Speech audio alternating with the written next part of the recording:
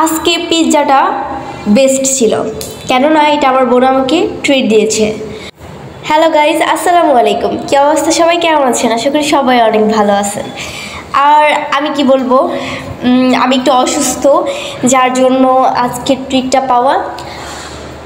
ঢাকায় আসছি আপুর বাসায় ঘুরতে, তো আসার পরে আমি প্রচুর জ্বর আর ঠান্ডা লেগে গেছে। তো আপু বলতেছে যে ঠিক আছে, তাহলে তোমাকে আজকে আমি একটু ট্রিট দিই। যা বলা সেই কাজ। তো আপু অনলাইনে অর্ডার করে দিছে, আর অর্ডারটা বাসায় হোম ডেলিভারি দিত, বাট তাদের একটা প্রবলেম ছিল। আর আমরা যেখানে থাকি এটা নিচেই 5 মিনিট লাগে হেঁটে যাইতে। তো ভাবলাম যে তাহলে আমরা যেয়ে নিয়ে আসি। তো এরপর চলে গেলাম এই যে রেস্টুরেন্টে। রেস্টুরেন্টটা ছোটো থাকলেও রেস্টুরেন্টটা অনেক সুন্দর ছিল। জাস্ট এখানে পিৎজা বার্গারই পাওয়া যায়। তো ভাবতেছিলাম যে শুধু পিৎজা নিব, যেহেতু ট্রিট নিতেছি। আর মেনু কার্ডটা দেখে গেলাম, নেক্সট টাইম আবার আসবো। তো এইভাবে আবার আমরা চলে আসি।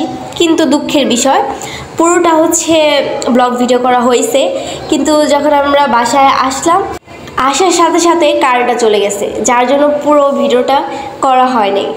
যখন আমাদের খাবার শেষ হয়ে গেছে আর লাস্টে আর একটু খাবার বাকি আছে, তখন কারেন্টটা চলে আসে। তাহলে বুঝেন কপালটা কীরকম। তো যাই হোক, দোয়া করবেন সবাই, আপু যেন এইভাবে আরও ট্রিট দেয় সামনে। আর আপুর সামনে বার্থডে, তো অবশ্যই ট্রিট পাবো। সো আপুর জন্য সবাই দোয়া করবেন। থ্যাংক ইউ সো মাচ সবাইকে পুরো ভিডিওটা দেখার জন্য। আল্লাহ হাফেজ, সবাই ভালো থাকবেন। আর সবাই চ্যানেলটা সাবস্ক্রাইব করে দিবেন। আমি new blogger. Thank you so much.